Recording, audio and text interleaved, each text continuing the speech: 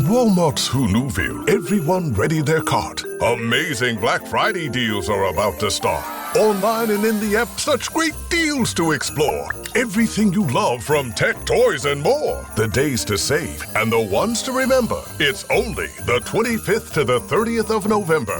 Set your alarms. Don't miss out. These deals are epic, without a doubt. The Who's are all ready, but are you? Walmart Black Friday deals await. Who knew? John Legend, Sheryl Crow, Elvis Costello, and Alanis Morissette star in the MGM Plus original series, Words and Music. Iconic artists share intimate performances and the stories behind the songs. Series premiere on November 30th, only on MGM Plus. If we knew more about our sleep, what would we do differently? Would we go to bed at a consistent time or take steps to reduce interruptions to our sleep? With the all-new Sleep Score, Apple Watch measures your bedtime consistency, interruptions, and sleep duration. Then, every morning it combines these factors into an easy-to-understand score from 1 to 100. So you'll know how to take the quality of your sleep from good to excellent. Introducing the new Sleep Score on Apple Watch. iPhone 11 or later required. This episode of Backlisted is supported by serious readers. Which is fitting because that's what we are. I find my eyes get tired in the evenings, and it's easier to read during daylight. And a serious reader's HD Essential Light gives you the full spectrum of daylight. Suddenly, every word is sharp, the contrast is better, and the strain just goes. Which means I can read longer and moan less. And that's good for everyone. Backlisted listeners get £150 off the HD Essential, plus free UK delivery with the code BACK at seriousreaders.com/back. And you've got 30 days to try it at home, risk-free. That's seriousreaders.com/back and use the code BACK. And now, on with the show.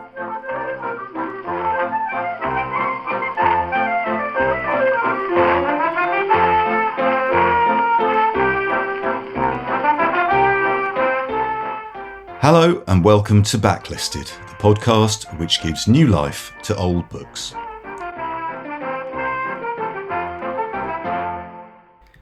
The novel featured on today's show is Last and First Men by Olaf Stapledon, first published in 1930 by Methuen & Co. in the UK, and the following year by Jonathan Cape and Harrison Smith in the US. I'm Andy Miller, author of The Year of Reading Dangerously and Inventory, an unreliable guide to my record collection. I'm Dr. Una McCormack, award-winning author of scientific romances and Associate Fellow of Homerton College, Cambridge. Scientific romances, you've changed. I like that. We try and change it a little bit every time now. Oh, but that's good. So it's not speculative fiction now. What's happened, Una? Have you got a good romance coming? No, see, science. Well, we'll expand upon this. I love a planetary meet cute. I love that. I'm Nicky Birch, the producer and editor of Backlisted. Backlisted has been running for 10 years now. We may have mentioned that before. And over that time, we've built up a loyal community of listeners, patrons and guests. Plus, of course, a library of some 250 shows containing everything from We Have Always Lived in the Castle to Nico's songs they never play on the radio. And we always really value your support for the podcast. You can listen to episodes from that whole decade. If you follow Backlisted on whatever podcast app you choose, you get to browse the back catalogue and you find amazing reading recommendations of all kinds of books from all sorts of people. And plus, following the podcast helps make it more noticeable to potential new listeners. In other words, please subscribe to Backlisted. Thank you, Una. Thank you, Nicky. Now, joining us on today's show to discuss Last and First Men by Olaf Stapledon is a guest who is new to Backlisted, the writer and lecturer Matthew De Abaitua. Matthew, hello. Hiya. How are you? My heart's going like a jackrabbit, but I am as placid as a lake. Matthew De Abaitua's debut science fiction novel, The Red Men, was shortlisted for the Arthur C. Clarke Award and adapted into a short film, Dr. Easy, by director Shinola for Warp Films and Film 4. His science fiction novels, If Then and The Destructives, complete a trilogy about AI and consciousness. His memoir, Self and I, a memoir of literary ambition, was shortlisted for the New Angle Prize for Literature, and his social history, The Art of Camping, The History and Practice of Sleeping Under the Stars, was one of the Economist Books of the Year. His speculative documentary on machine learning and animal communication, The Doolittle Machine, was broadcast on Radio 4. And recently, he's given keynotes on the role of science fiction in technological innovation at CERN, the German innovation agency Sprint, the US Office for Naval Research, and the new technology challenge event, the Serendipity Collective. And for his sins, he is head of the Department of Literature, Film and Theatre Studies at the University of Essex. Matthew, what a life you've lived. When do you get the time? Lordy. Yeah, it seems very calm down here. That's very compressed. Yeah. There's a lot of sitting around reading science fiction as well. I quote you, and have indeed quoted you on this podcast, Matthew, on several occasions over the years, because we once did an event together at the Stoke Newington Literary Festival where I asked you if you enjoyed going out and doing events such as the one we were doing at that time. And you said, well, it's the difference, isn't it, between the writer and the author. The writer is the person who stays at home and does the writing, and the author is the idiot who goes out and does this. Right? And I think about that all the time. It's such a good way of explaining to people the different skills that are required to go and to write the book and promote the book are two different things. Bearing that in mind, Matthew, on your wiki page, it actually makes a point of noting that as part of the publicity drive for The Art of Camping in 2011, you erected a tent with Evan Davis. I did on the Today programme. And I got in it. And it's quite hard being interviewed whilst erecting a tent because it does require a degree of cognition, right, that could be required to holding a conversation on the Today programme at the same time. And I was wearing high-waisted vintage trousers and braces because I had a kind of costume for promoting it. No shame here. Yeah, okay, no, good. And that was by far the least embarrassing thing I did to promote that book. I did over 20 festivals for that, including some festivals I should never have been booked for. Go on, names. Well, there was a festival in Brighton that, the compere, the man who introduced me, was called Ben Dover. I see. Yeah, okay. And who I could gather from his speech was quite active in pornography. And he introduced me as, he goes, to the audience, who I have to say, to a man and woman, were off their nut on ketamine. And he says to me, he says to the audience, here's Matthew De blah, blah, blah. He's here to talk about camping. And I sort of took the stage and watched like the audience trying to crawl out. And I said, don't worry, it only lasts for 15 minutes. Unless you're on ketamine, in which case this is going to last for 6 or 7 hours. And they people in various stages, various, erotic undress that they were in, albeit a bit careworn after 2 days of a festival in Brighton. Lingerie, does tend to look a little bit dusty. Were you wearing your braces still and your high-waisted I was wearing my braces. I had my full costume on. I brought my family. I pulled up and I was just like, I took one look, I said, kids in the car. So I did a lot of that. A lot of the author, not so much of the writer. And, And now I say something similar when people meet, because people always say about how disappointing it is to meet authors compared to their books now. So the book is like a compression of 2 years of my best moments. Whereas now you're meeting me and I'm just like, I want to drink and I want to chat and I'm thinking about my kids being an unsuitable arena. It's like you're getting the uncompressed, the undiluted person when you meet the author. That was a good answer to a very basic question. Thank you, Matthew. You're welcome. You are good at being an author and a writer. Thank you so much. Now we should introduce the book that we're here to discuss. Last and First Men by Olaf Stapledon presents a possible future of humanity from our own present and primitive Homo sapiens to the post-human, far future inhabitants of distant Neptune. It's a visionary and transcendent novel which seems to anticipate and contain many of the ideas used by later writers of science fiction. Covering 2,000 million years of history and imagining 18 different evolutionary routes which mankind might take, it's a book the scope of which is vaster than any other, except Stapledon's own later Star Maker. Listeners, I asked Una to write her own capsule, a summary of this novel yesterday, because it made me scratch my head a bit to try and... Matthew, I'm going to ask you immediately before I tell people about a little about Olaf Stapledon. If you were to, it's a serious question.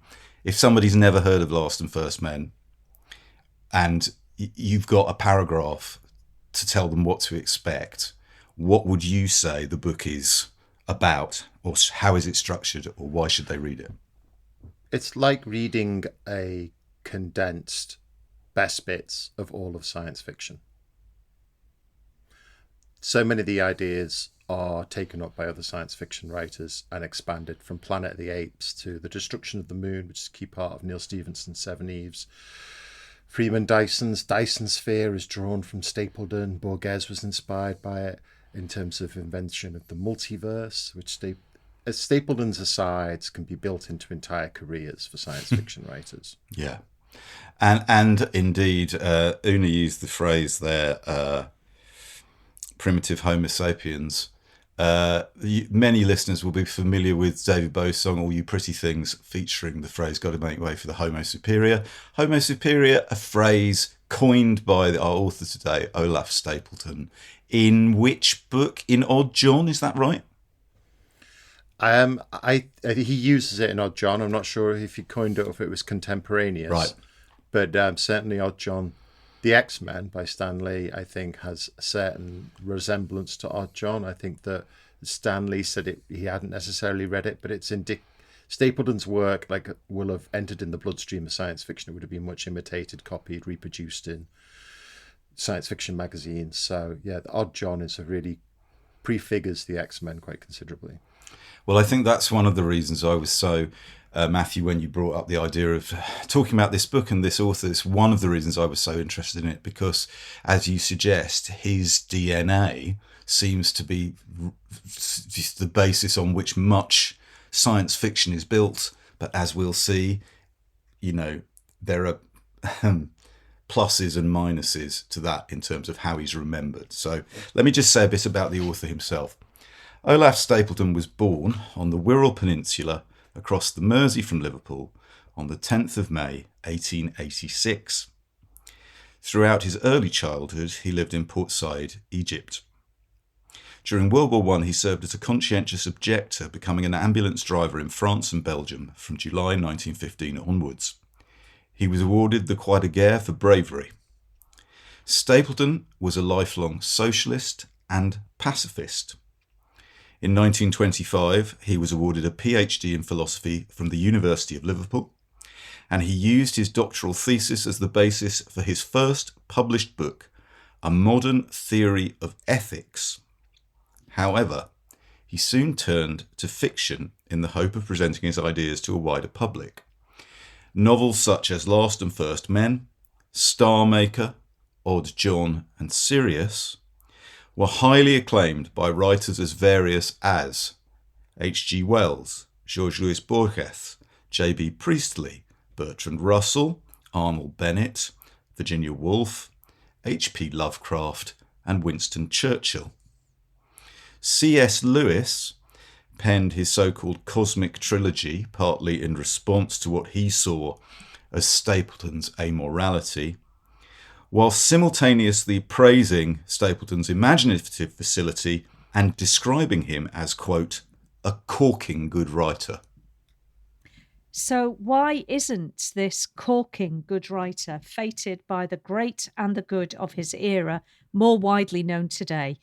Could it be that despite his status as the father of science fiction is partly to blame for his comparative obscurity?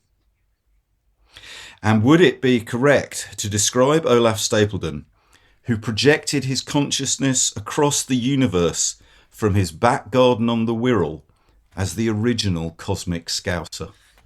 He's from the Wirral. I just don't think we can call him a Scouser, but, fine. That's right, kill my joke for that. for that. What are people from the Wirral called if they're not called Scousers? Well, I think they would be classed as woolly-backs. Woolly-backs. Cosmic Woolly-backs doesn't have the same thing, everyone's a does it? woolly-back who's not a Scouser. No, all right, that's okay, true. yeah. When we come back, we will poke our heads cautiously round the doors of perception to try and answer these and other questions. Listen patiently.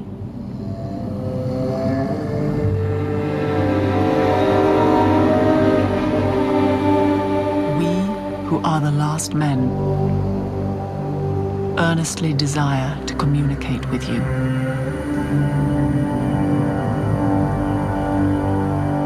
I am speaking to you now from a period about 2,000 million terrestrial years in your future.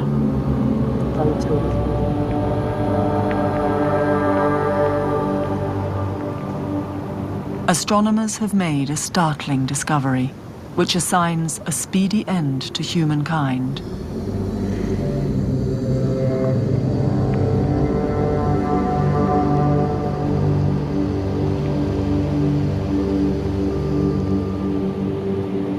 We can help you, and we need your help.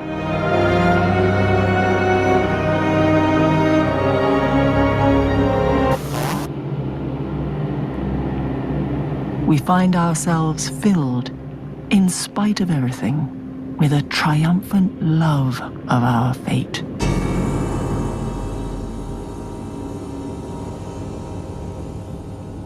That was the trailer for Johan Johansson's recent film adaptation of Last and First Men, narrated by Tilda Swinton. Matthew, when did you first read Last and First Men and become aware of the work of Olaf Stapledon? I read The Star Maker, and I became interested in his war experience, the First World War. And I became interested in the First World War as a science fiction event through his diaries and letters, and the diaries and letters of comparable figures who were philosophers and writers who weren't combatants, who weren't conscientious objectors, but had adopted this third position, stretcher bearer, or in Stapledon's case, ambulance driver. And when I say the war's like a science fiction event, I felt reading their diaries, living through it sort of year by year, it was the complete destruction of everyday life and the transfiguration of everyday life and the kind of strangeness that resulted from it. So I became interested in writing a novel in which the First World War, parts of it are recreated obsessively in the future, which is my novel If Then. And that's why I went deep into Stapledon's accounts of the war and those of other comparable figures. It's a rupture, isn't it? It's kind of a break in time and an erasure of everything that came before, and a kind of sort of hideous birthing of something new, I guess. And that, that makes it feel strange and weird.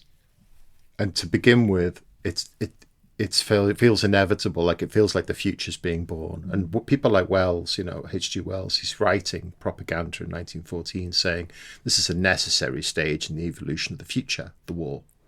It'll get the Teutonic spirit out and we'll be able to proceed.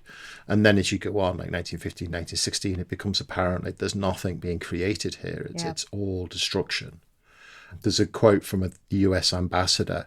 In 1916, Walter Page, the American ambassador in London, remarked that Europe is a bankrupt slaughterhouse inhabited by unmated women. I wonder that anybody is sane. Mm-hmm. It's probably the darkest sentence I can think of of the war. It gets that complete nihilism, like nothing is being done here or achieved here. So I was interested in kind of making the war strange again, or restoring that strangeness that it must have been like to experience it. So, Matthew, can I just get that clear in my own head then? Had you already read Stapledon's fiction before you became aware of his status, as I suppose we could call it, in relation to the war? Or did you read the fiction as a result of becoming interested in him. Yeah, I'd already read Star Maker as a sort of crash course in science fiction, because you have to read that one. And then in the course of researching this, I sort of realised that he was part of this Friends ambulance unit, and there were other interesting people who were part of it, like Lewis Fry Richardson, who invents the equations that power meteorology now, and actually was alongside Stapledon in the Friends ambulance unit. And Fry Richardson was desperately trying to write an equation that would predict the end of the war while they were part of it, right? Which you can dig out of the British Library. It's in there. So there were all these kind of interesting people who were in this kind of part of the war but not part of the war. Also the French philosopher priest Pierre Teilhard de Chardin, who's cited a lot in early kind of post-humanism as the person who coins the noosphere. He was doing stretcher bearing for the French army, and his accounts of the war are somehow similar, in which there's a real overlap between Teilhard de Chardin and Stapledon, which there's a sense that we're evolving toward God, rather than like God exists as a prior thing and then everything flows from that. The sense that we're building up and progressing towards a God. And I just saw in their experience of the war how they could possibly sustain or this faith in the face of all this destruction. Faith in evolution, in progress, in human, if not perfection, then a move towards improving conditions for human beings, while simultaneously being confronted with carnage on a daily basis, which is key to understanding the structure of Last and First Men, which is this that progress is not a given, that there's going to be rises, there's going to be falls, there's going to be hubris, there's going to be civilizations that destroy themselves, and that's what drives the narrative through each of these generations, these different species of men, what it is that brings their civilization down, in the same way that the First World War felt like the complete destruction of civilizations. Una, you've read Stapledon, haven't you? You'd read him before Matthew suggested for this episode. I came to Star Maker first, precisely because it's the book that gets pressed on you, and people say, "Look, you have to read this. This is science fiction. Everything is here." It's just an extraordinary book. And then I came to Last and First Men out of interest in seeing where those ideas had emerged from. When Matthew suggested we do Last and First Men, I was able to buy copies of that book, Star Maker, and Sirius in HMV, where, slightly incredibly, there were more Olaf Stapledon novels in HMV than in Waterstones. Because clearly somebody at that publisher has done a kind of, a deal as part of their science fiction offer. But they are widely available still. They are in print, which hasn't always been the case. Now, look, you both write and read science fiction. And one of the things I'm keen to dig into in this episode is when Stapledon was writing his novels, particularly in the 1930s, was there anything called science fiction when Stapledon was writing these novels? These aren't genre. That's what I'm trying to say. Yeah. We are discussing them in terms of genre. That is the slot into which he gets placed in HMV. Yeah. But he was not writing in that way, or nor was he received in that way. His background is philosophy. And I wonder how you feel about his work as not influencing sci-fi, Matthew. You said brilliantly, he's in the DNA of sci-fi. Okay, but that's an accident. So what? How has that happened? Why has that happened? So to answer your kind of first question, I mean, science fiction as a term, it's coined in the 20s around the magazines, the pulps out in America, and they do reprint earlier works, scientific romances, as they would have been called in the first part of the 20th century. Romance here not standing for love story, but standing for a work of the imagination, a fancy, right? But with a scientific basis, hence a scientific romance. And so writers like H.G. Wells were sort of included in those pulps, and other comparable writers from that kind of pre-science fiction, before it becomes more firmly codified as a commercial genre, that would have been intermingled in with those publications. Stapledon himself, he'd read a little bit of Wells. He hadn't read a lot of Wells. He'd read War of the Worlds and The Star. And he corresponds with Wells. Wells is really in the bloodstream of every progressive thinker in the first 30 years. He's unignorable. His science fiction has largely dwindled away in terms of what he's writing. He does write a book called The Star Begetter, which I think is the last one he does, which comes out at the same time as Star Maker. But on the whole, Wells is writing pretty much retrospectively unloved literary realism that exemplifies his philosophical thoughts, right? Not particularly looked back with any fondness, certainly not compared to his amazing early run of science fiction where he knocks out The Time Machine, War of the Worlds, Invisible Man, Island of Dr. Moreau in a kind of compressed period of absolute genius. Yeah. As to why Stapledon isn't the path that science fiction goes down, I think for anyone, when people read this book, they'll discover why, which is there's no characters and there's no conventional plot. I think there's, at the best, there's a kind of the odd unnamed prophet or archetype. So it doesn't have a lot of the traditional storytelling qualities of the novel as a form, or the short story as a form. Both this and The Star Maker stand together because they dismiss character entirely to tell a kind of what Stapledon was described as a myth, really, a myth of the future. And that's a path, I just think, a really commercial genre like science fiction with its roots in Gothic just wasn't going to go down something as difficult and as intellectual as this. And at the same time as the genre kind of, like you say, as it codifies into something commercial and something that's more conventional in form, it loses the respect of the kind of literary establishment and that kind of readership that would pick up and read Stapledon. I mean, Virginia Woolf, is not going to read what's coming out in those pulps and what's being published by those mass market paperback houses. So there's this kind of bifurcation that kind of sets in from the 20s, but then chiefly, I'd say, sort of from the 50s onwards. The one other thing I would say that Stapledon evokes consistently is sense of the transcendent. Mm-hmm. And authors who follow on from him, like Arthur C. Clarke, they all reach for that transcendent as well. But they do so under not great depictions of character. God knows Arthur C. Clarke's not a great literary artist of character. But they would build towards that transcendence in a way that would feel more conventional in storytelling. Stapledon is part of a milieu in the 30s, which is influenced, as you say, Matthew, by the First World War.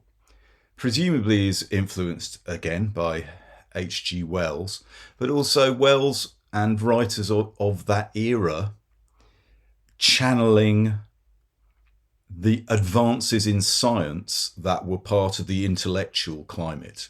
In other words, what I'm saying is these are writers of ideas, the ones I listed in the opening who read Stapledon, and Stapledon would be in that category. It's kind of a category that doesn't exist anymore. I'm not sure it had a name then, but the imagination and the intellect were harnessed together, and they could express themselves in stream of consciousness, or they could express themselves in what we now know as science fiction.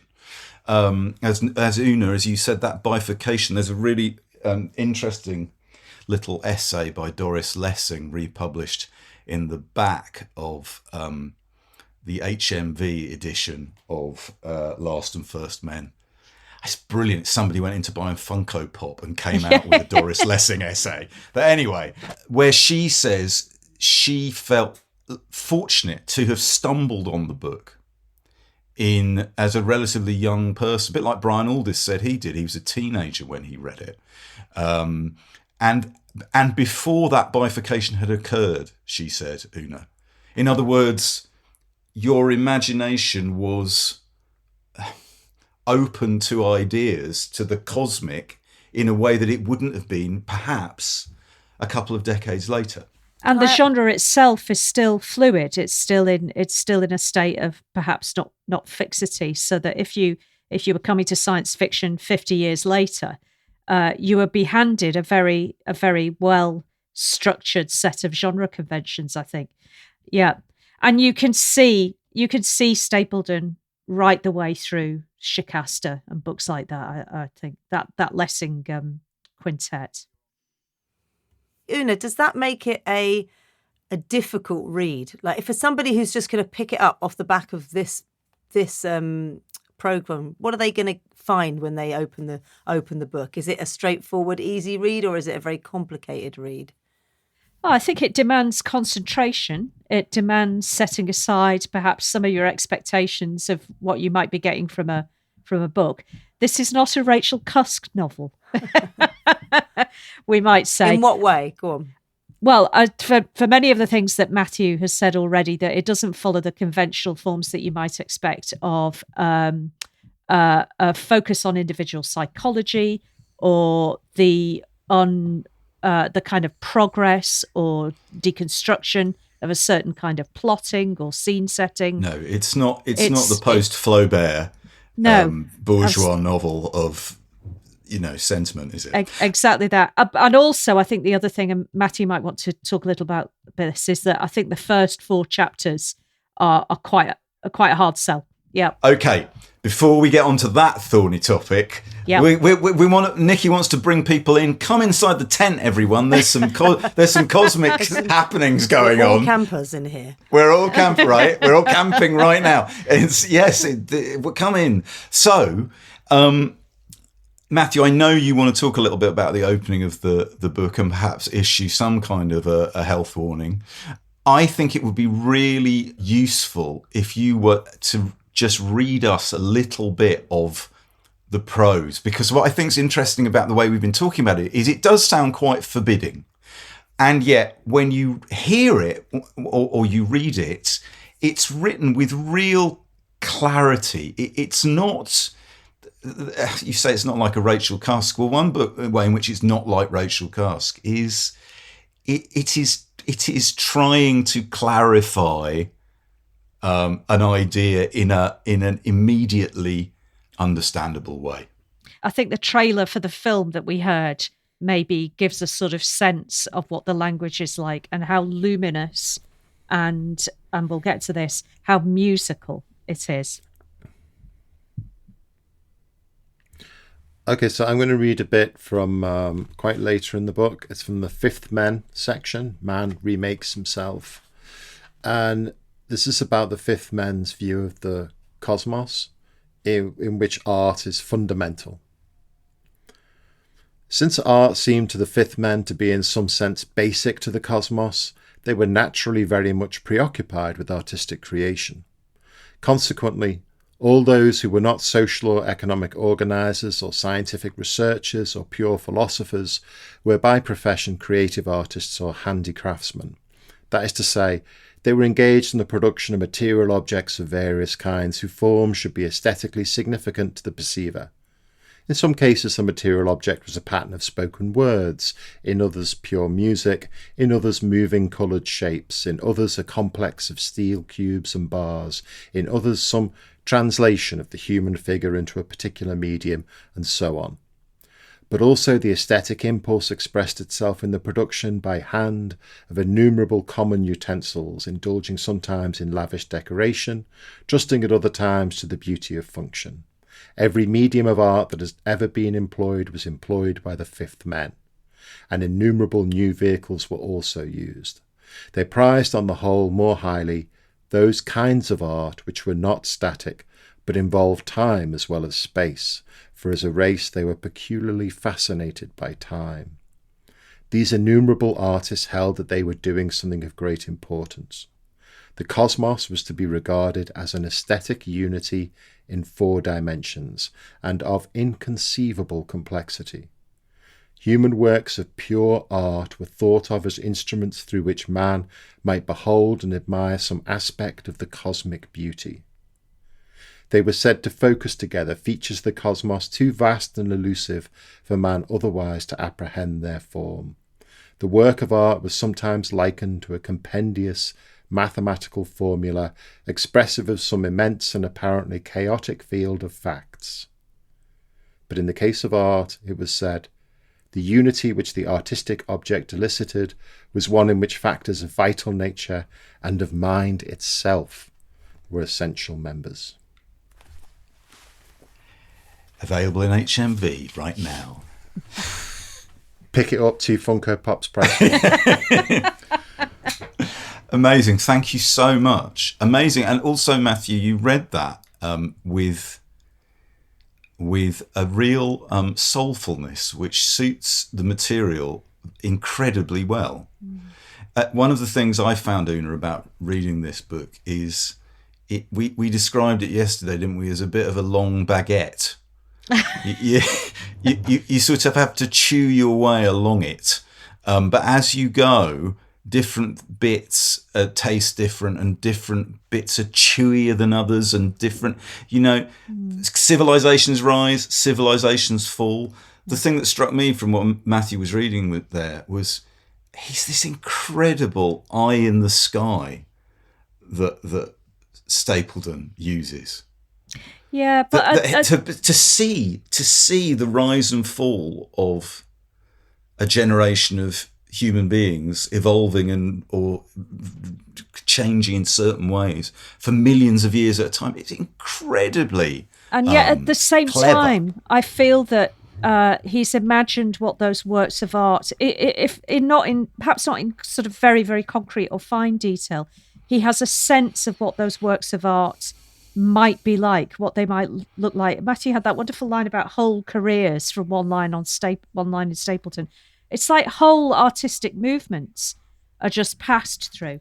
He's imagining the contours of what an entire field or discipline of art might be, just within the kind of... like I say, while he might not have the fine-grained detail of the artifact, the pot or the piece of music or the instrument, there's a sense of what that movement would be as a coherent whole, and how it might connect to the worldview, the vision of the people from which it emerges. And that's an incredible feat of imagination.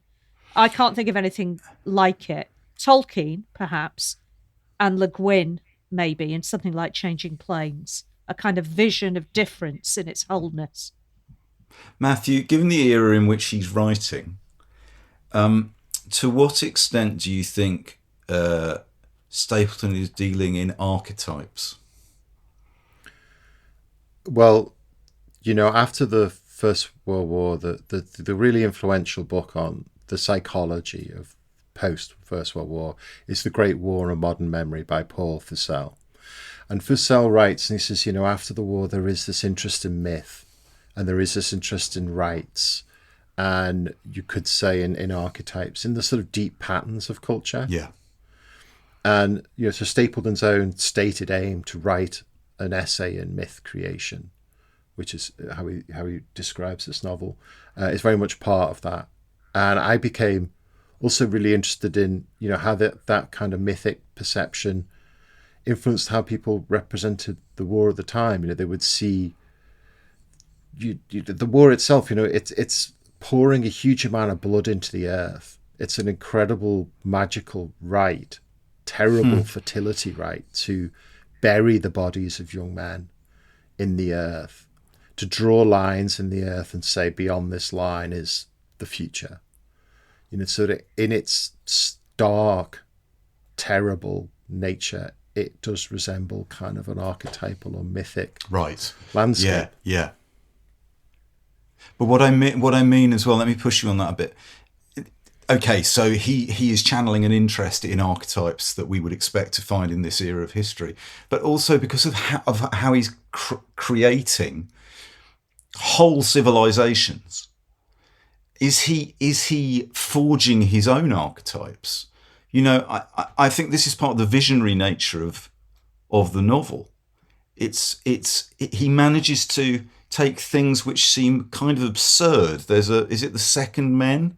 One wave of the second men develop in a particular physical way, which means they have particularly large hands or something. But then he uses that as a detail on which to build a civilization, which simultaneously seemed to me, when I was reading it, absurd. Mm-hmm. And, well, if you're going to follow that idea through, it entirely consistent as a piece of imaginative writing. And what's more absurd than, a bunch of one-time monkeys climbing down from a tree and, starting to shove things in bags and make beer? That's, in its own way, we are very absurd, aren't we? It's just that we happen to be this shaped. Yeah, I mean, that's part of the effect of this novel. It makes everything that seems given to you suddenly seem contingent, and it could be another way. Right. Plastic. In when you were talking, like in Star Maker, I think there's a species who have their taste organs in their genitals, and he's extrapolating. I know from many that. men It's kind like that. There were some of those in Brighton, weren't there? Exactly. The other thing, I think, in terms of you were talking about the myth, I think that the influence, I think Doris Lessing might bring this up, is the influence of archaeology and at this period, and the discovery of deep time, the certain key archaeological discoveries that increase our awareness of the civilizations that have risen and fallen in the past, and civilizations we might once have considered to be biblical. We now start to discover, historical remnants of it, and therefore we know that this civilization rising and falling has been going on. And these archaeological discoveries, this expansion of the human history, is something that it's in the air when he's writing. And that to hold Troy in your head as the kind of the founding myth of, Western civilization, the Iliad or the Odyssey, and then to discover the actual physical artifacts of Troy, which are small, and it's not a great area, and to try and connect those two things together, I think that's echoes through the book. Well, we were talking Matthew's brilliant definition of the difference between the writer and the author. That was happening 100 years ago. Stapledon wrote a piece for the Listener magazine in 1930 to promote his new book, and it dovetails exactly with what we've just been talking about. So I'm going to just read you a little bit of that. Was this him as the author? Yeah, this is him. Someone said to him, "Olaf, it would be terribly good if you could just knock out 1,000 words about your book for the Listener magazine." He's got whilst putting up a tent. Can do, yes. Anyway, this is The Remaking of Man by Olaf Stapledon, published in the Listener magazine in 1930. I'll just read you a couple of paragraphs. The recent publication of Last and First Men has already brought Mr. Stapledon into prominence as a historian of the future. Human nature is like our English climate. No one can be sure what it will do at a particular time and place, but we all know that it will be mostly dull or bad, and that it cannot be altered. That, at least, is the common view. Yet, both the climate and human nature change. There have been ice ages. There have been ape men. No doubt our own inborn nature is much like that of the earliest true men. But man has only been man for about 1 million years, and his future may be very much longer. The perfected men who are to come will probably regard us as a quaint prehistoric monkey, dignified by a mere spark of humanity. Now, remaking man may very easily turn out to be mere monkeying with man. There are two kinds of monkeying. Either you may know what improvements you want and not know how to produce them, or you may know the technique without knowing what it is you really want to do. In the case of man, both these dangers are very great. The problem of technique we must leave to the scientists, bearing in mind, however, the kind of alterations which may be possible sooner or later. The question for us here is whether human nature ought to be changed at all, and if so, in what direction. I, for one, am sure that our present human nature needs altering, and the general direction of desirable changes I would summarise in this way. They should afford me a richer, wider, deeper, more subtle, more accurate experience of this amazing world. Further, they should help me to see more clearly what is really desirable. Finally, they should enable me in every kind of situation to take all relevant facts into account and behave always with supreme tact, intelligence, insight, foresight, so that always the best possible results may follow. That I should be thus remade, or you, is impossible. but do we not desire that a race of beings far happier and more vital than ourselves should someday occur? You know, that's not bad. It's all right. You A don't. life in the day of Olaf Stapledon, or some my favourite podcasts, or whatever. That's what you get now. You only see journalism like that in teen Vogue these days, I think. That's right. Do you think that's harder than having to erect a tent at a festival in Brighton, Matthew? That piece of writing. What would you prefer? I can't even begin to compare the act. Although I will say this about Stapledon, right? And he was intensely domestic as well. So like, his movements are always from, he is very domestic. He's a runner, he's a jogger. He likes the outdoors. He's got his kids. He's with his wife, apart from one dalliance, his whole life, Agnes. And then at the same time, within that domestic frame, he is having these incredible thoughts about the crystal, terrible clarity of starlight and what that casts upon our lives. So he's always all sort of domestic and cosmic at the same time, which is really a description of a great camping trip as well. We mentioned that the first few chapters of Last and First Men are... Well, Matthew, do you want to try and... when you sent us an email about it, you said, you might just want to skip the first few chapters.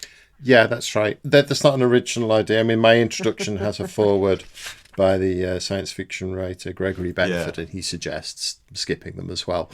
Why? I'll tell you why.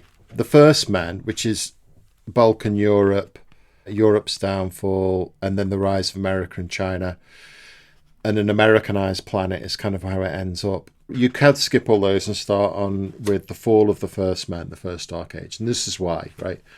Those first 4 chapters are what I would call like extrapolated history. So they're extrapolative logic. Stapledon's gone, well, okay, this is the state of the world now. And if this happens and this happens and this, they're quite low-hanging fruit of extrapolation in the same way that, like, if I say, we're going to go to Mars and we're going to have self-driving cars, and it's all kind of low-hanging fruit, kind of obvious stuff. And it kind of, that's what those chapters cover. H.G. Wells loved that stuff because he was very concerned about intervening in the world and intervening in events now, and he saw that as part of that. Also, I mean, some of the events depicted by Stapledon in there don't really fit with modern mores. I will, give you your content note on that. But then once now you get past that period and you go into more metaphoric leaps, just crazier logical leaps, more strangeness. And that's really where his, it comes to the fore. That's where the thing takes off. And because it's not a plot and it's not characters, I know it sounds kind of almost heretical just to dump the first 4 chapters. But I've actually, for American listeners, there will be an MIT Press edition of this book next year with an introduction by me. And, we're going to abridge it. We are going to cut out those sections. Wow. For reasons of let's produce a more compact, dare one say, commercially viable book, but also I think that not a great deal is lost from their removal. I'd just like to offer a counterpoint to that, which is saying I really enjoyed the American bit near the beginning of this book. Of course you did. Because it seemed incredibly relevant to the era we happen to be living through right now. Probably didn't 20 years ago. Or it did, I don't know, but it really felt almost on the nose now. But I agree with Matthew that I think what's remarkable about Last and First Men is obscured by the sense in those first few chapters that what you're going to get, that it is a kind of, it's almost like, isn't it? It's playing to the contemporary audience to reassure them slightly. Whereas it's not reassuring to us, it's kind of like disappointing to us. And the cosmic journey really only starts once you get that stuff out of the way. Really, once he's free as a writer to put his imaginative and philosophical gifts to full use, rather than writing something slightly droll. Yeah, that's the note. It's an object lesson in what and how science fiction can get things completely disastrously wrong. And then, a few chapters on, be completely and transcendently beautiful, I think.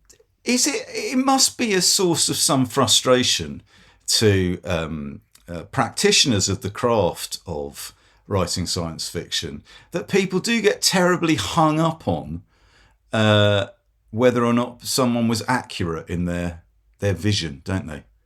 People do, and not you. You don't, Matthew and Una. But you know, I remember when I was a kid in the run up to 1984, so much of the discussion was about, well, what did Orwell get right and what did Orwell get wrong? Yeah. Well, you know, it's always 1984, so certainly somewhere. Yeah, and a lot of it tends to surround a kind of technological innovation, I think, which science fiction is often disastrously bad at predicting, like what's just round the corner. Matthew writes a very different type of science fiction from me. The kind of space opera I write, I think, can be quite vulnerable to this, actually. If you go and look back at a sort of 60s Star Trek, you go, oh, that's absolutely of that moment, yeah. The internet has not touched these stories. Have you ever predicted any technological innovation, Una, in your books that have wildly off the mark? No. I just predict human folly, Nicky. That's and there's always a market for that. There is indeed. Yeah, I've got a terrifying track record. Go on, tell us one of your failed technologies. Well, no, a lot of them are real. The Red Men in my novel, which was published in 2007, are simulated versions of people created by AI. 2007. That you pay a subscription to maintain, and they do your work for you. It was your fault. Oh my God. Some tech bro read that novel, and now look where we are.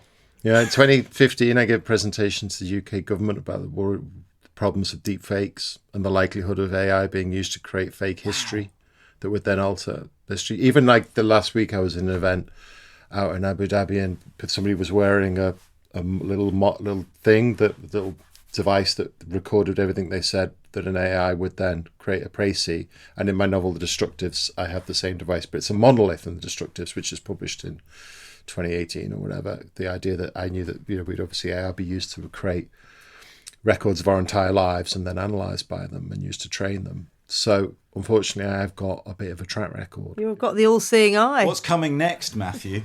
Well, I think that the key to prediction is that science fiction obviously can't be predictive because prediction's impossible and complex, but you just have to extrapolate from human nature, really. And that's what gives you your predictive qualities. I mean, tomorrow I'll be to my students, talking about J.G. Ballard, and there's somebody who, didn't predict technology of his life, but he got the psychology of the future. Okay. That's what he predicted accurately, the collision of sex and technology and celebrity, and he identifies that as key, and that's what he's extrapolating. Okay, and so what if we're reading Stapledon 100 years on from when he was formulating his ideas? Not technologically, what did he get right, but what aspects, like you're talking about Ballard there, about human nature, what aspects of human nature do you think he is particularly strong at evoking now? It's an interesting question because there aren't obvious characters who would act as a kind of focus around that, or a focalizer around that question. What I would say is there's a phrase towards the end of his life he uses, the dark bright, I think, he's kind of trying to describe the transcendental nature of everything. I think earlier I described like the crystal, there's a kind of crystal light, yeah, or that's right. He was talking about, it's kind of simultaneously super cold and indifferent, but also some source of hope. And I think it's those two concepts being fused at all time, the kind of terrible darkness, but you need that to see the brightness, the hope and the melancholy always being fused together. And I think that's something that readers will always return to, and people will always exemplify and be enthralled to. It's the one bright star shining in the sort of empty cosmos, I think. Una, I found one of the things about this, as we already described it, this baguette of a novel, I found some bits of it quite dull, and then some bits of it very gripping, and it kind of ebbs and flows, funnily enough, like music. It reminded me of music. in terms of its movements and its rhythm and its longueur. You know, it has periods where where he's deliberately holding down the narrative beat, actually, for one of a better term. It seems so obvious, but you know, he's deliberately holding it down. And Matthew, I wonder whether you could say something about that. You know, a lot of readers want to be gripped, and I always say, well, the book isn't going to grip you. You grip the book. And this seems a very good example of that to me. You've got to find the rhythm of that book for yourself, or did you not have that experience with it? Yeah, no, I recognise what you're saying, and it's very hard for if you said to me, what are the third men doing? What are the fourth men doing? It's quite hard for me to recreate it because there aren't those points in a conventional narrative. Yeah, you just have to go with it. It's a bit like experimental jazz. You just have to. There's bits that are skronky, but it's Cosmic not difficult. Scouser, I said it. Yeah, it's not difficult. The level of the sentence. No, it's agreed, just that, you know, you're sometimes trying to make this into conventional patterns, and there's a different patterning at work, and you have to sort of give yourself up to that patterning, which, as you described, has more akin to music, and it's more akin to philosophy. You know, he's trying to explore different things from a philosophical perspective, and you have to do that with a Virginia Woolf novel, don't you? It's maybe analogous to reading something like The Waves. I was thinking The Waves, exactly. Yeah, I agree completely. Yeah. Also, the bit into The Lighthouse where there's no characters. Yeah. There's a middle section where there's just the lighthouse and time passes, but there's no people there present, and it kind of resembles that. It's worth saying, actually, we were talking earlier about Stapledon in terms of, you know, where you'd situate him. He was very aware of the Bloomsbury Group, and he was very, he saw real flaws in their approach and things they were missing out on that he felt that literature should address. And you could, I mean, if you want to situate him, we talked a bit where he belongs in science fiction, you could just say he belongs in modernism, really. Right, absolutely, yeah. And modernism encompasses science fiction. You can take modernism all the way up to, you know, Ballard publishing William Burroughs as a science fiction writer, but also kind of as a modernist, or making that claim for him in the 60s. That's a big enough tent that I think encompasses Stapledon, certainly encompasses his, you know, his relationship with a tent or influence upon Woolf. A tent, interesting choice of. Interesting choice of words. The tent, the canopy of stars. Yeah, that the I'm dragon's den. This conversation. Can I just read you? Imagine you're working for Methuen in 1929. They didn't have marketing departments then, the lucky bastards. You're in the equivalent of the marketing department, and you're given the manuscript of Last and First Men, and you're asked to come up with a sales pitch. So I'm going to ask Nicky, Matthew, Una, settle down as I give you the original jacket copy for Last and First Men by Olaf Stapledon from the first edition.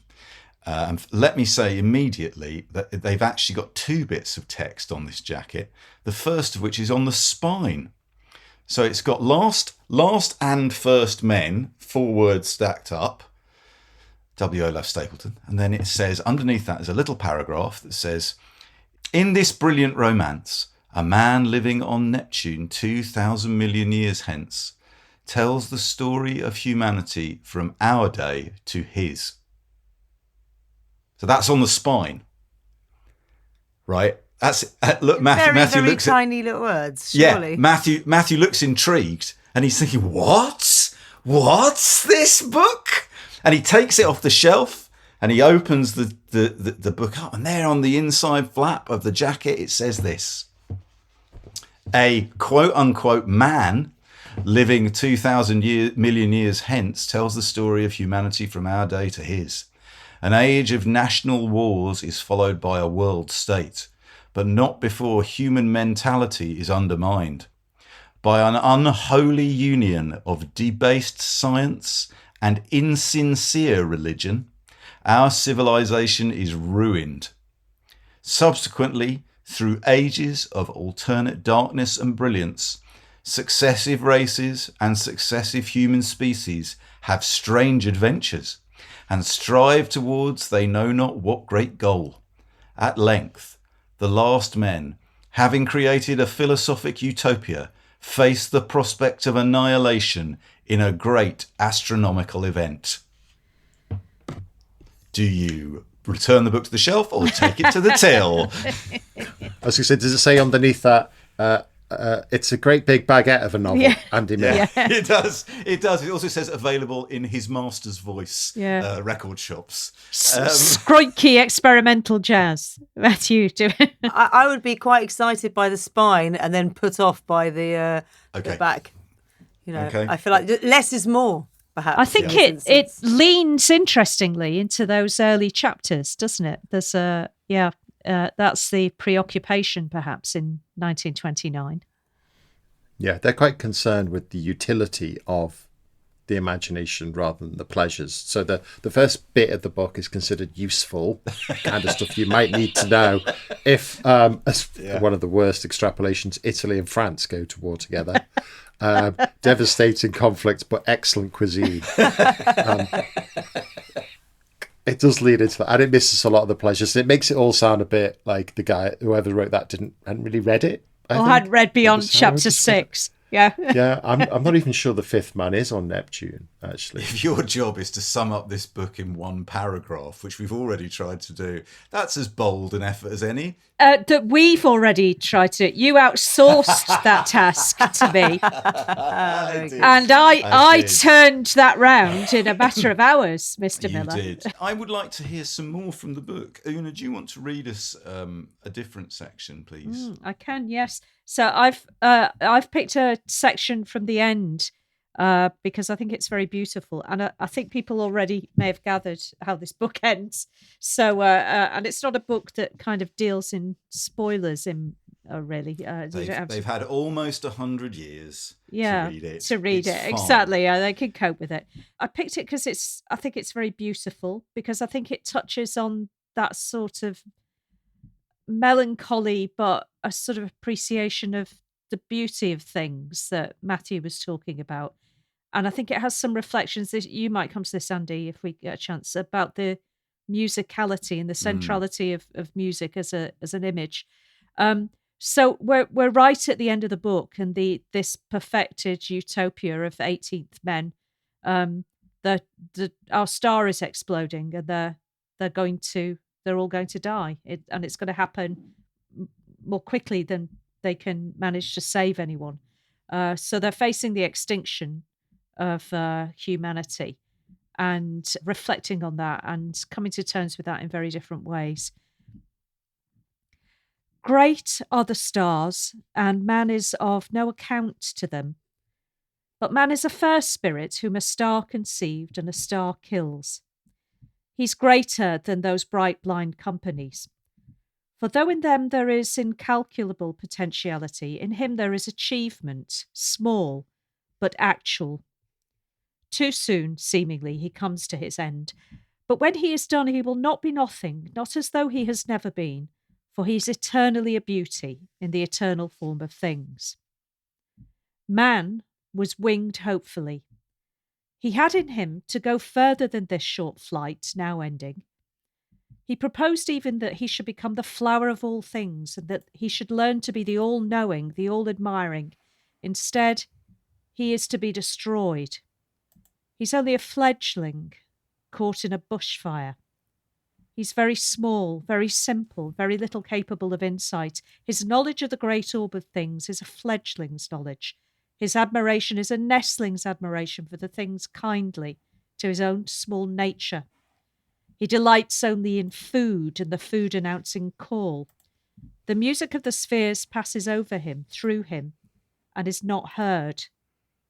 Yet it has used him, and now it uses his destruction. Great and terrible and very beautiful is the whole, and for man the best is that the whole should use him. But does it really use him?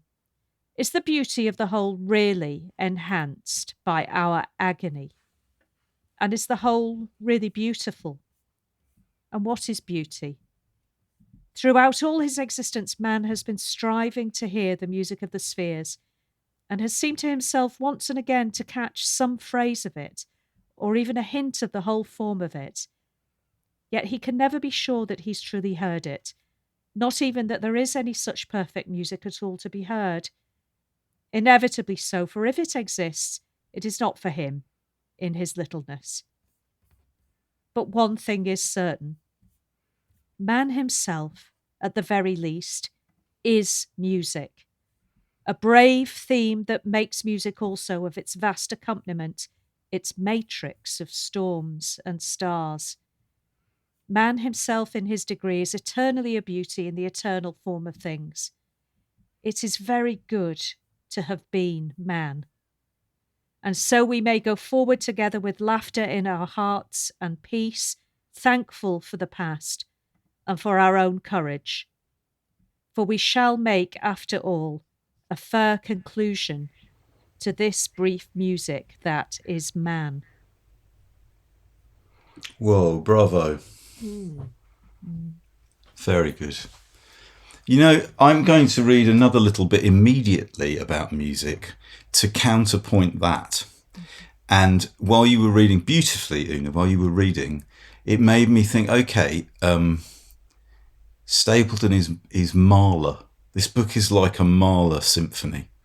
It has all sorts of music folded into it. And you never quite, and the themes repeat, but they come in all sorts of register. And here is a section from earlier in the book where, when I read it for the first time, when we were talking about, different influences, it was very hard for me not to quote unquote hear this in the voice of Peter Jones, aka the original book from The Hitchhiker's Guide to the Galaxy. So I'll just read you a little bit of this, because what's so interesting is the dying fall that you just gave us is a reprise of the lighter version here. The prophet was born in a highland village where the native faith in music was intense, though quite unformulated. In time, he learnt to raise his peasant audiences to the most extravagant joy and the most delicious sorrow. Then at last he began to think and to expound his thoughts with the authority of a great bard.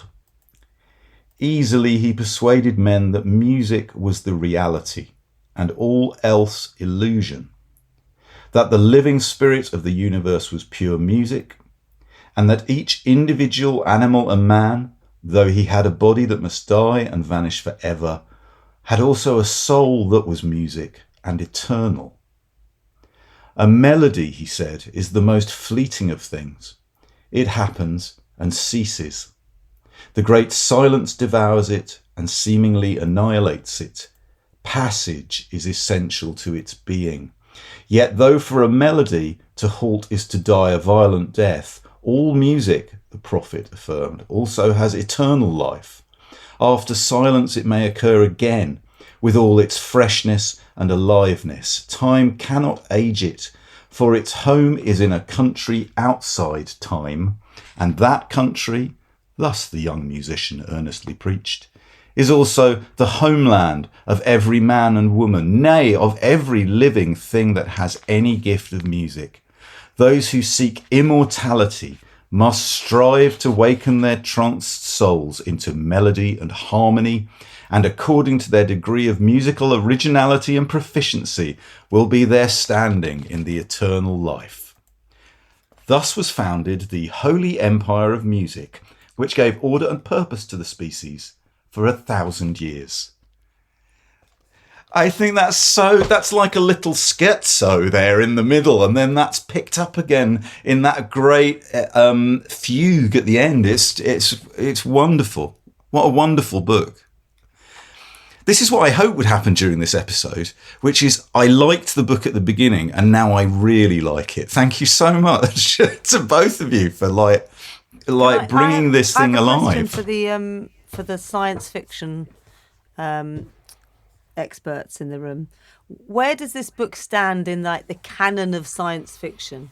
Is it? I mean, you sort of said it is and it isn't science fiction. But that is actually a great question. To what extent, and this is a good place for us to kind of end this discussion.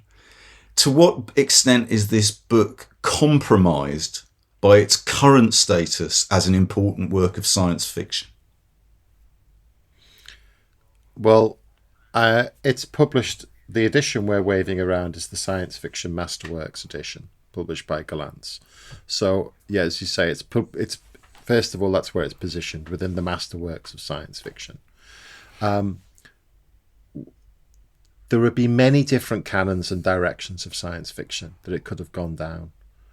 And when you go back and look at it, you create all sorts of different canons. The writer Jonathan Lethem writes an essay called The Squandered Promise of Science Fiction, which is based in there was a point in the 1970s where Thomas Pynchon could have won a big science fiction award, but Arthur C. Clarke gets it instead. And so Pynchon, who could easily have belonged to science fiction and therefore been a figure who integrates it with mainstream literary culture, it goes off down that different path. And I think those kind of bifurcations happen frequently, and Stapledon is one, we could say. There could be an alternate history of science fiction in which Stapledon is preeminent and Wells is secondary, and this is the path that you follow. But there are all sorts of alternate canons within it, and we do discover those retrospectively. We certainly, Uno and I would put Le Guin, Ursula Le Guin, like in a very powerful position, Octavia Butler, these kind of authors who are now so much more present in the culture. But if we were doing this program 25 years ago, we'd have been talking Asimov and people like that. It's interesting. Well, we featured Le Guin recently and Octavia Butler last year.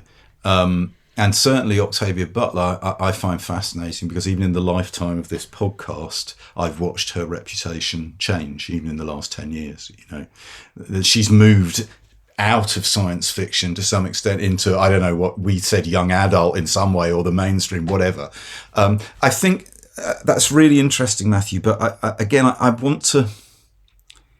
Yes, science fiction could have gone in different directions. There will be listeners to this right now who I think would really appreciate this book, who will be thinking to themselves, but I don't read science fiction.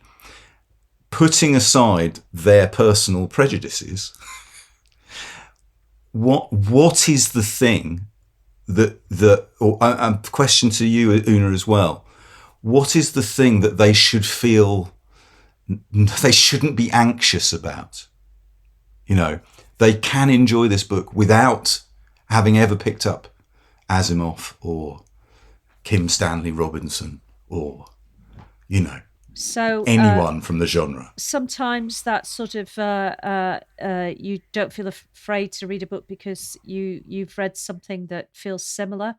And I think the closest to Stapledon that people might have read, although I wouldn't say they were similar in outlook, would be some of C.S. Lewis's non-Narnia novels. That perhaps would be the closest that people maybe something like the Cosmic Trilogy that we talked about, or something like Screwtape. Actually, those sorts of there is a lot of play in some of Stapledon's other work, so that I think would be closest. And they are in dialogue, I think, very much so. Lewis writes those novels in response to Stapledon, so that might be that's one way perhaps. So that's something I have read. So I'm more familiar perhaps with the mode in which it's written or the ideas with which it's grappling. I'll pitch in William Golding. In fact, Una, we did a show together on The Inheritors, and you quite correctly identified that as containing many science fiction tropes. And indeed, yesterday we were talking about Golding as a science fiction writer who chooses not to be put in the bracket of science fiction. Yeah, but consciously erases it, I think. If you read and enjoy those early Goldings, The Spire particularly, in terms of the extension of time beyond some reasonable Doris Lessing. Doris Lessing as well, right? Another obvious one, yeah. And Lessing's novel, The Fifth Child, I think owes a great deal to Oddjohn, a sort of a child whose abilities sort of outstrip the capacity of the people around him to cope with it. I was going to say the Silmarillion. Yeah, All the time I was reading this bloody book, I was thinking of the Silmarillion. As we've been doing this podcast, I have been making extensive notes for an essay I will never write on the similarities between Tolkien and Stapledon. So I'm just putting that one out there. You will, Una. You will. I think what are the key differences like between science fiction and what's conventionally called literary fiction turns around the issue of character. So in science fiction, you often can't have really rich, detailed psychological representations of character because it adds peculiarity to an already peculiar conceit. So when, Wells originally writes Time Machine, we have no character names. They're defined just by their profession. So if you're asking me about can this be domesticated into literary fiction, the absence of character is the challenge around that. But equally, it would be the way the science fiction represents character that will put people off it conventionally, so they can rest assured there aren't any characters here. There aren't any poorly sketched two-dimensional engineers that will put you off this book. It is all transcendence all the way down. Yeah. Oh, If you've got through Paradise Lost, you can get through Star Maker. Yeah, and it is actually described as Paradise Lost as if written by, a contemporary. That is one of the reviews that Stapledon was most passionate about, most enjoyed. I love making a show with people who, when you ask them to make a book accessible, say, "Oh, it's like Paradise Lost." Anyway, right? That's that. Sorry, Matthew. That's where we got to wind it up. Sorry, I'll pack up my tent and go. Bravo, sir. Bravo. Many thanks to Matthew for helping us navigate the outer limits of the Stapledonian cosmos, and to our producer, Nicky Birch, for picking up the signals we've been beaming back for the last hour and converting them into podcast. If you want show notes with clips, links, and suggestions for further reading for this episode and the previous 252, please visit our website at backlisted.fm. If you want to buy the books discussed on this or any of our other shows, visit our shop at bookshop.org and choose Backlisted as your bookshop. And if you think we're not chummy and gangy enough, we even have our own back channel, Uber backlisted area on Patreon, where you would really support us if you subscribe to our Patreon at patreon.com/backlisted. And when you subscribe at the lock listener level, you get 2 extra podcasts every month. Plus, you get to read Andy's fantastic writing project, Inventory, and you can join our club of dedicated listeners and readers like ourselves. Thanks, Matthew. Thanks, Una. Thanks, everybody. Thanks for listening. We'll see you next week. Bye-bye. Bye. Bye-bye. Bye.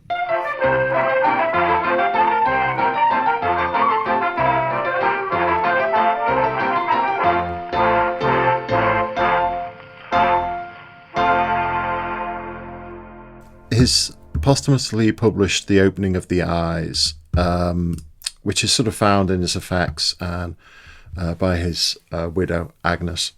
But it includes a section that I found amazing, quite compelling, and I discovered this in my recent research.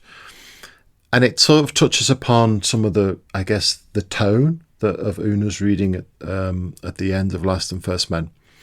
He has a friend, his biographer suggests she's Lillian Bowes Leon, cousin to the Queen Mother. But she's not named in the text. In her early 50s, she's in a great deal of pain. She's very ill. She's an amputee. She's in a wheelchair. And she's a great friend of Stapledon's, and she's a poet, and she's dying. And he goes to see her. And he offers to speak to her as if he's God. And there's about 4 pages of them talking and her asking questions of him as if he's God about what's happened to her, and him answering. And it's incredibly powerful when you also have Stapledon, will die quite soon afterwards from a heart attack. And I just found it I'd never heard of it before, and I found it really astonishing. And there's a transcendence through his work that finds its completion in him adopting the voice of God, but also kind of getting it slightly wrong. So he's speaking to her and she's dying, and he says, then I, God says through me, I gave you a rare talent, you've used it well, but now, so that you may serve me still more truly, I am tempering you with great suffering. This new and grievous experience that I'm giving you is a window opened for you. What you see through it, your poetry must tell. So like, he actually is saying this to her. And she replies, just to quote a part of it, God, you are not only hurting me beyond what I have strength to bear, you're crushing out my little talent. I look through your terrible window, but I am too tired to see anything but darkness. And this phrase, the window, recurs throughout Stapledon's life. So when he's an ambulance driver, in his diary, he sees some terrible things towards the end, and he actually describes it's like his window is smashed through. He's been seeing life through it and being able to cope, and then just towards the end, it's too much, and the window is sort of something reaches right through and gets to the heart of him.